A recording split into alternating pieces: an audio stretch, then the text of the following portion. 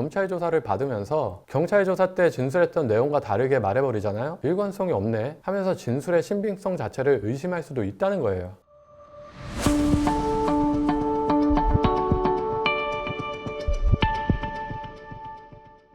네, 안녕하세요. 대한민국 대표 K변호사 강승구 변호사입니다. 검찰, 일단 말만 들어도 괜히 부담스럽고 숨이 탁 막히는 기분이 들지 않나요? 그런데 내가 이런 곳에 가서 조사를 받아야 한다? 누구나 당황스러울 수밖에 없겠죠. 그래서 오늘 준비한 영상, 검찰 조사 받기 전에 이것만은 꼭 알고 가자. 검찰 조사 잘 받는 꿀팁을 말씀드리려고 합니다. 자, 나는 이미 경찰 조사를 받았단 말이에요. 그런데 검찰에서 또다시 부른다? 왜 부르는 걸까요? 당연히 이유가 있겠죠. 검사는 일단 경찰이 조사한 내용들을 꼼꼼하게 확인을 합니다. 그리고 이 사건을 기소해서 재판이 열리게 할지 아니면 불기소해서 끝낼지를 결정을 하겠죠. 근데 결정을 하려다 보니 고민이 되는 거죠. 경찰이 조사한 내용들만으로는 좀 애매한 면이 있는 거예요. 그래서 최종적으로 기소할지 불기소할지를 결정하기 전에 다시 한번 불러 조사를 하는 건데요. 열심히 준비해서 경찰 조사를 마치고 다시 일상생활을 하고 있었어요. 그러던 어느 날 검찰에서 다시 나오라고 연락이 오는 거죠. 어떨까요? 몇 달이 지나는 사이에 기억도 흐릿해지고 내가 경찰에서 무슨 말을 했더라 가물가물합니다. 그런데 이런 상태 그대로 가서 검찰 조사를 받는다?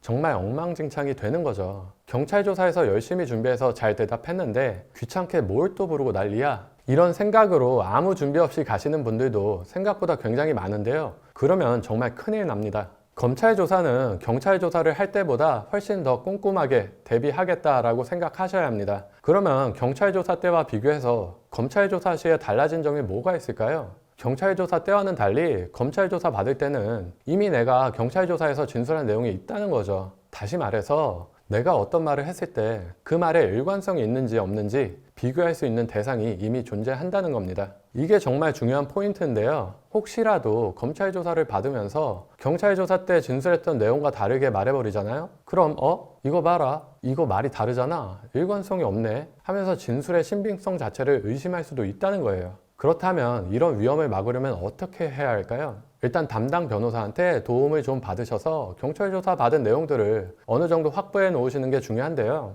해당 내용들은 바로 정보공개 청구하셔서 받으실 수도 있고요. 개인적으로 조사할 때 진술했던 내용들을 한번 복귀해 봐도 좋겠죠. 그리고 나중에 몇 달이 지나서 검찰에서 좀 나오시라 할 때 가지고 있는 거 다시 한번 읽어보고 가시는 거예요. 다시 읽어보고 내용을 익히고 조사를 받으면 전에 했던 말과 다르게 진술하는 일은 생기지 않겠죠. 더불어서 중요한 내용이라고 생각하는 부분은 특별히 따로 준비를 해서 가세요. 이미 경찰이 조사한 내용에 있는데도 불구하고 검사가 다시 조사하려고 불렀다는 건 뭔가 애매한 부분이 있다는 뜻이란 말이죠. 따라서 그 애매한 부분이 나한테 불리한 부분인 경우에는 반드시 검사에게 그렇지 않다는 확신을 주고 와야 한다는 거죠. 근데 조사를 받다 보면 내가 말하고 싶다고 아무런 제한 없이 막 말할 수 있는 그런 분위기가 아니거든요. 상황을 봐가면서 적절하게 진술 기회를 갖는 게 필요한데요. 상황이 어떻든 중요한 내용은 꼭 전달을 하는 게 필요하니까 당황하지 않으려면 미리 준비를 해야겠죠. 물론 더 확실하게 전달하기 위해서는 서면으로 다시 한번 제출하는 것도 좋은 방법이 되겠고요.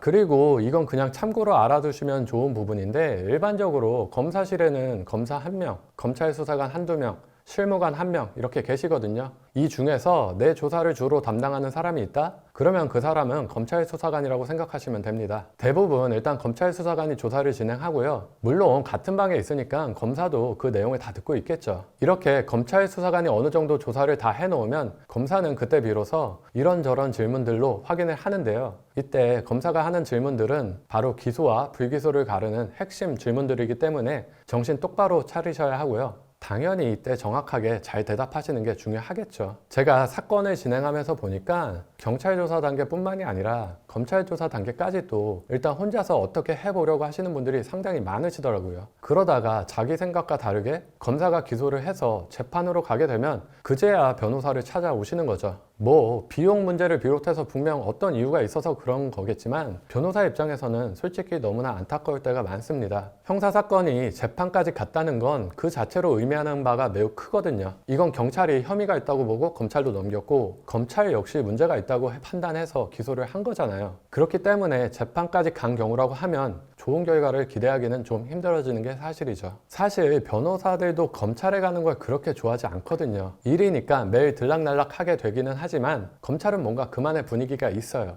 약간 무겁고 조심스러운? 그런데 그런 곳에 조사를 받으러 혼자 당당히 간다? 굉장히 용감하신 거죠. 안타까운 건 그 용감한 행동이 스스로에게 최악의 결과가 되어 돌아올 수 있다는 건데요. 따라서 내가 검찰 조사 단계까지 왔다라고 하면 수사 단계에서는 방어할 수 있는 기회가 마지막이구나 생각하셔야 되고요. 더 늦지 않게 변호사의 전문적인 조력을 반드시 받으셔야 한다는 점 꼭 기억하시기 바랍니다.